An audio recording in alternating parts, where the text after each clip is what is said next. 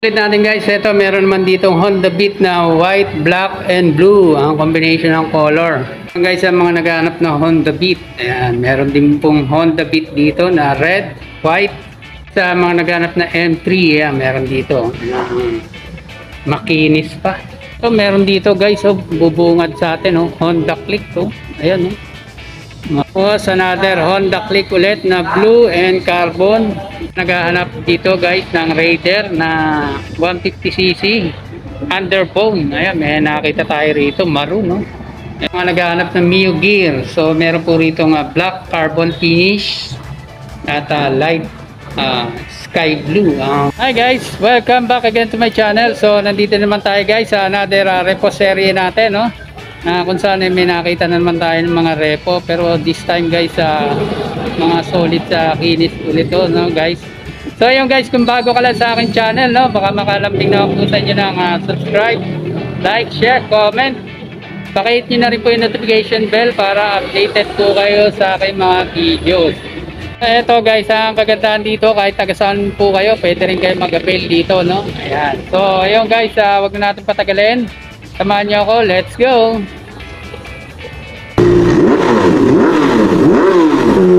So guys, first stop natin dito, meron tayo nakakita rito na Honda Click version 2. Yan, ang combination po ng color po nito is blue, carbon finish, and black. Ayan, so glossy po ito guys.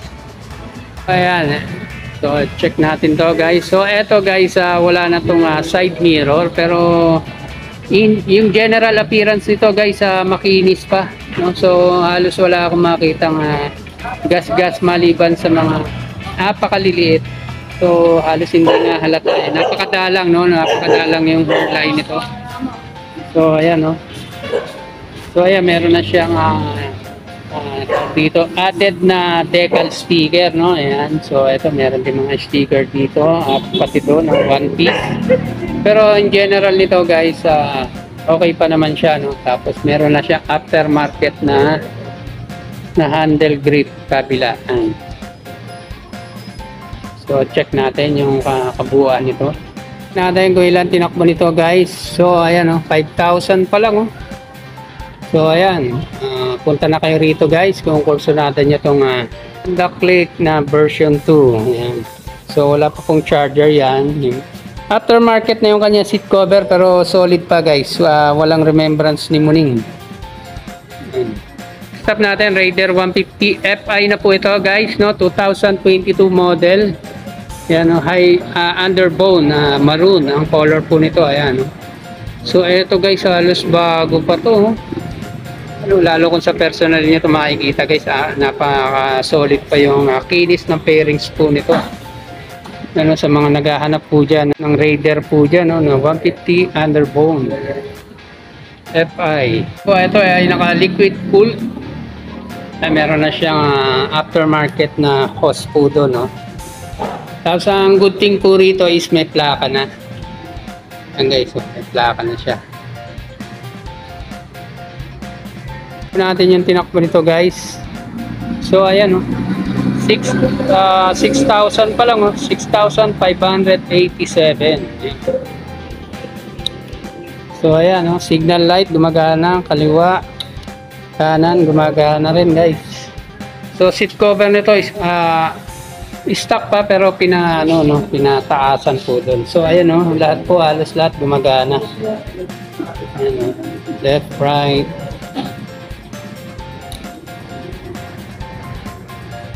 So ayun, goods lahat guys ng ilaw.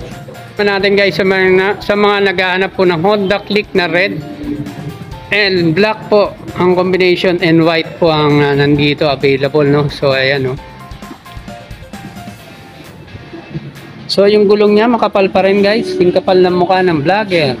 Ayan, malalim pa po yung thread, Ito pa yung general appearance ng gilid ng pairings po nito guys, Ayan, naka carbon finish na heat guard. So ito, may plaka na rin to. Good thing guys, may plaka na.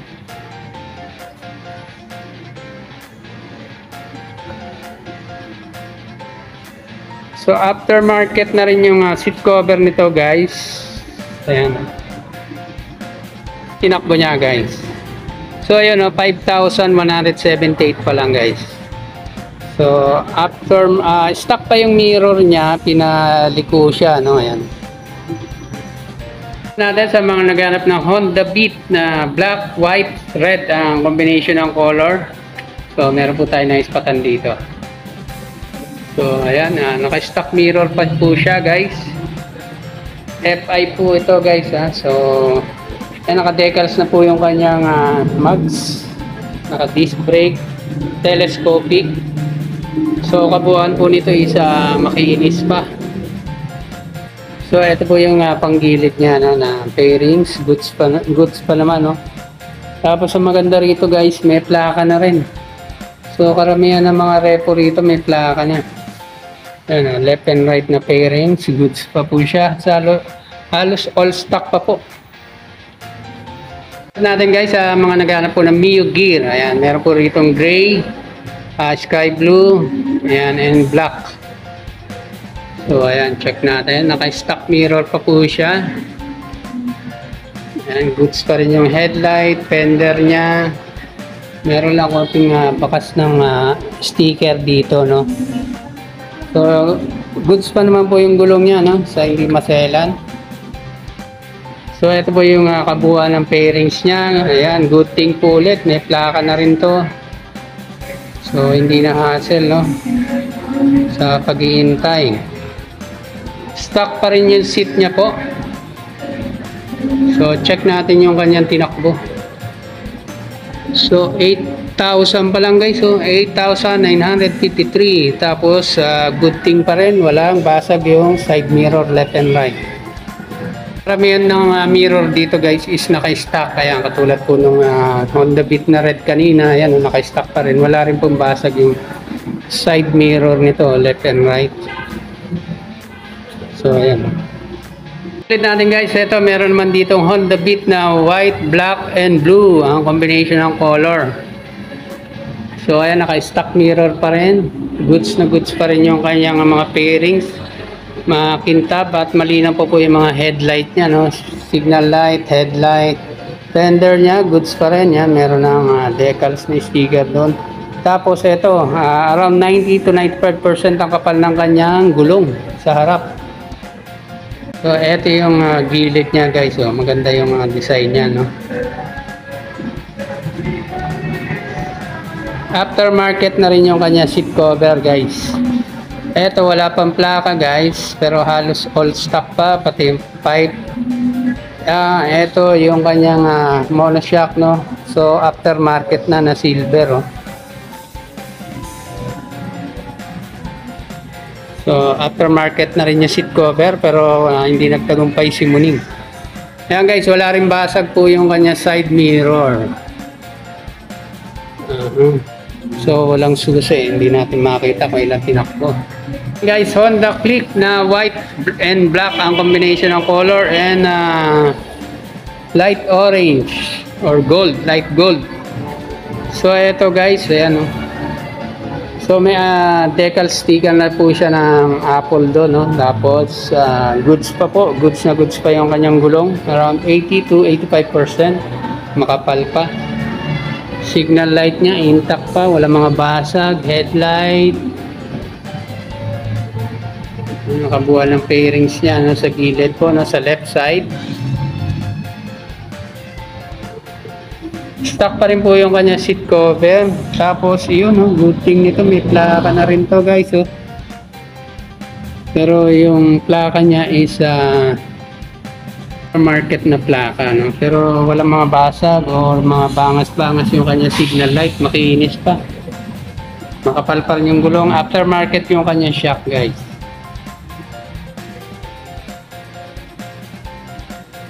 So check natin yung tinakbo niya guys. Ito 8,420 lang guys, oh. Wala lang siyang side mirror. Ulit natin guys, ito meron ditong Raider 150 ulit na carb type. So black and red ang combination, and white po, no. So ito wala nang side mirror, carbon finish po yung kanyang windshield. Tapos okay pa naman po yung headlight, naka-stock pa, fender stock pa rin, halos solid yung kinis ng fender guys, halos bago pa oh. Gulong niya around na 60 to 70%. So ito po yung gilid niya. Yan, aftermarket na rin po yung kanyang seat cover, pati yung kanyang pipe aftermarket na rin, no? Pinalitan na. Right side niya guys. So in general appearance, goods na goods. Yung gulong niya sa likod around 60% na lang guys, pero pwede pa naman siya, no? 60%. Yan. Plaka na rin to guys. Yan, good thing may plaka na. Ulit natin guys, ito meron ulit dito Mio Gear na gray ang color. So ito halos press as new pa to guys. So stock pa rin yung kanya side mirror, intact pa rin yung kanya mga all stock na headlight, signal light, fender nya goods pa rin, makinis pa, gulong nya goods pa rin. Tapos aftermarket ng telescopic na nilagay dito guys. So yan na gold. Medyo kumupas lang. Right side niya na fairing, so halos wala tayong makita or mapansin na gasgas sa fairings nito. Aftermarket na rin yung seat cover niya guys. Wala pa tong plaka guys. So pipe niya stock pa rin, gulong niya sa likod around 80 to 90% pa, naka-decals na yung sticker sa mags. So check natin yung tinakbo nito guys. 5,000 pa lang guys, so 5,701. So mirror niya kaya clear na clear, walang basag, malinaw pa.